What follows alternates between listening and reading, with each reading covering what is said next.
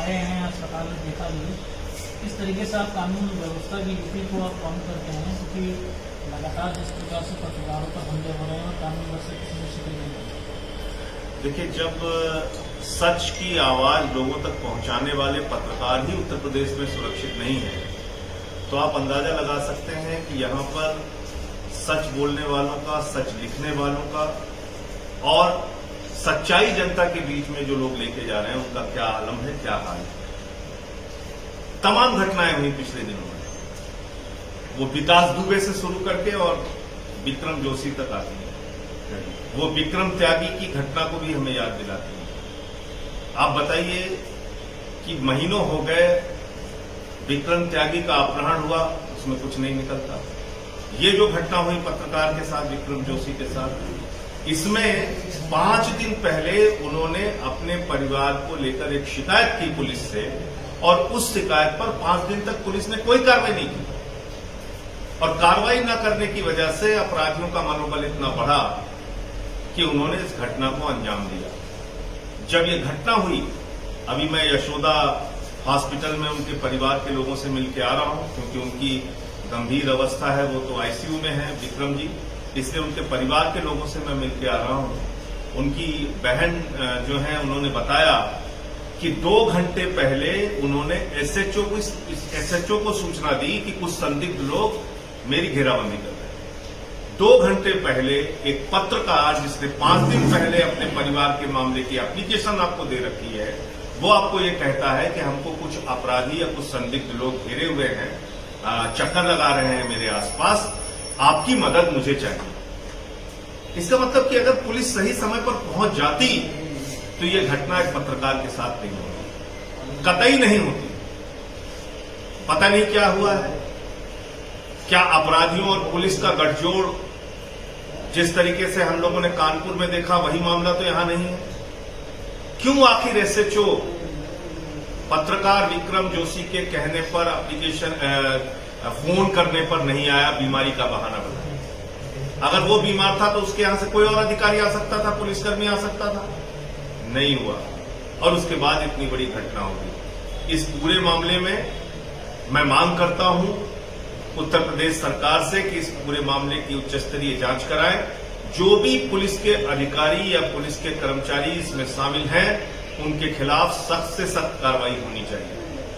उनको भी अपराधियों की तरह ट्रीट किया जाए, क्योंकि अपराध को बढ़ावा देने वाले पुलिस के लोग जो खाकी वर्दी में बैठे अपराधी हैं, वो ज्यादा खतरनाक हैं उन अपराधियों को जिनको हम जान पाते हैं, पहचान पाते हैं, और ये खाकी वर्दी के जो अपराधी हैं, ये ज्यादा उनसे खतरनाक हैं।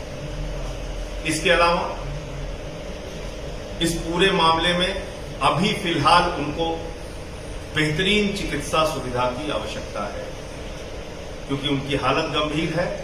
इसलिए जो भी उनका इलाज इसमें जरूरी हो, जहां ले जाना जरूरी हो, जिस प्रकार का इलाज जरूरी हो, वो इलाज सरकार उनको कराए और उनकी मदद करे। तीसरा, उनका पूरा परिवार इस वक्त भयभीत है, असुरक्षित महसूस कर रहा है। इस घटना के बाद से लेकर उनको सुरक्षा प्रदान करें।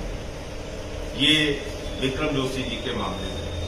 विक्रम त्यागी जी का जो मामला है, जिसके अपहरण के मामले को लेके मैंने उनके परिवार से भी मुलाकात की थी। उनके परिवार के लोग और बाकी लोग, समाज के लोग भूख हड़ताल पर भी बैठे हैं, उनसे अभी मैं मिलने के लिए जाऊंगा। अगर जल्द से जल्द प्रशासन ने, जैसा बताया जाता है कि एसटीएफ की टीम बना दी, ये कर दिया, वो कर दिया, परिवार को तो परिणाम चाहिए, लोगों को तो रिजल्ट चाहिए कि आखिर हुआ क्या विक्रम त्यागी का।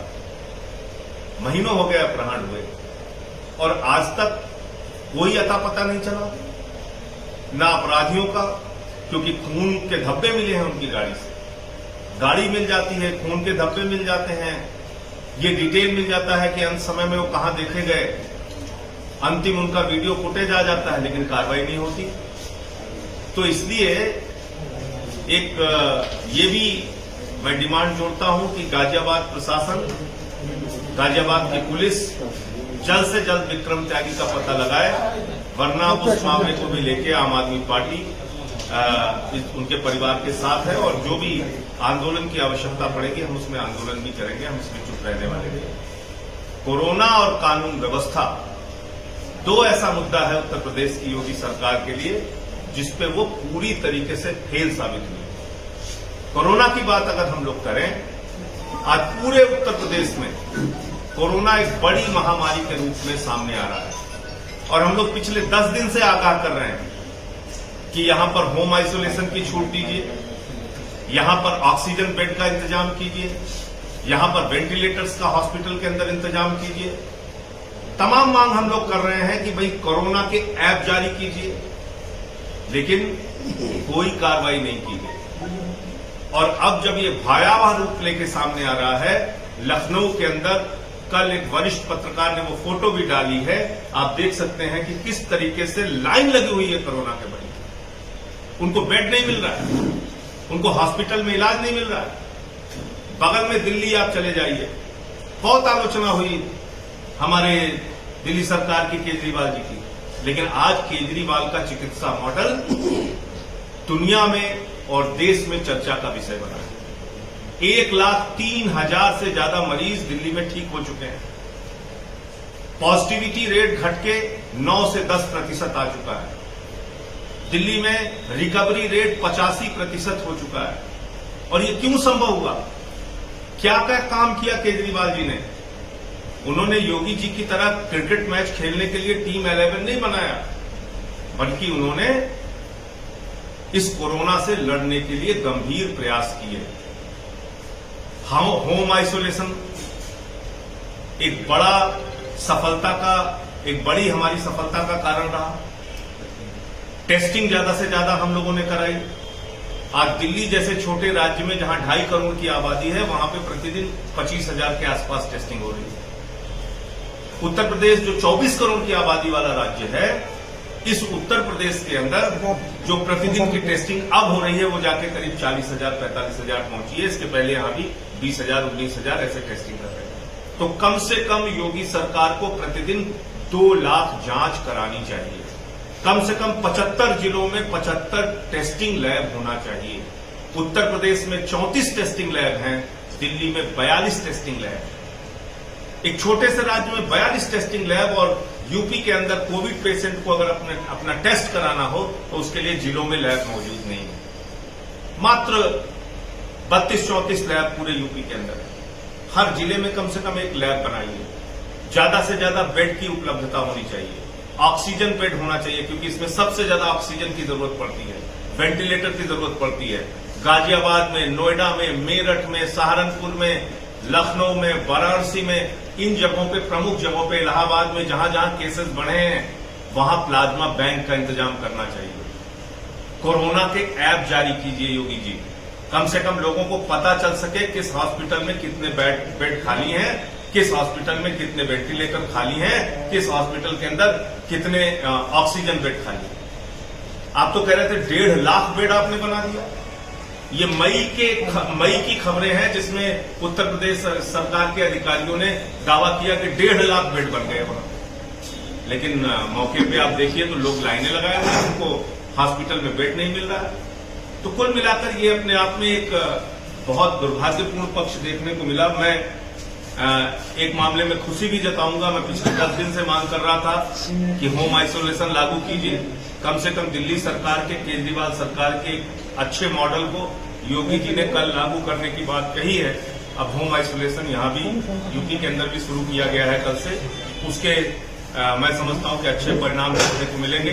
कुछ और कदम उठाने की जरूरत है। योगी सरकार अगर उसको नहीं उठाती है तो फिर ये ज्वालामुखी के पहाड़ पर शांति से बैठकर विस्फोट का इंतजार करने की कार्रवाई होगी।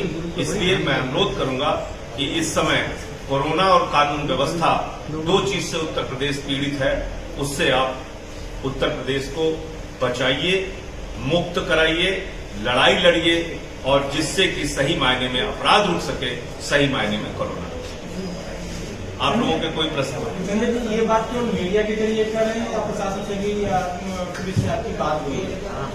देखिए, हमने बाकायदा पत्र भी लिखा है योगी जी को इस संबंध में, और मैं लगातार प्रेस कॉन्फ्रेंसेस के जरिए भी ये मांग करता रहा हूं कि उत्तर प्रदेश में कोरोना को लेकर क्या क्या कदम उठाना चाहिए। 8 जो हमारे पुलिस के जवान और अधिकारी शहीद हुए, उनके परिवारों से भी मैं पिछले दिनों मिलने गया था और उस दौरान भी मैंने कानून व्यवस्था को लेकर सवाल उठाए थे। जो कुछ भी आज यूपी के अंदर हो रहा है, खासतौर से कानून व्यवस्था और कोरोना को लेकर, वो बहुत दुखदायी है और इससे लोग भयभीत भी हैं, चिंतित भी हैं कि किस गर्त की ओर, किस नर्क की ओर योगी जी उत्तर प्रदेश को लेकर जा रहे हैं।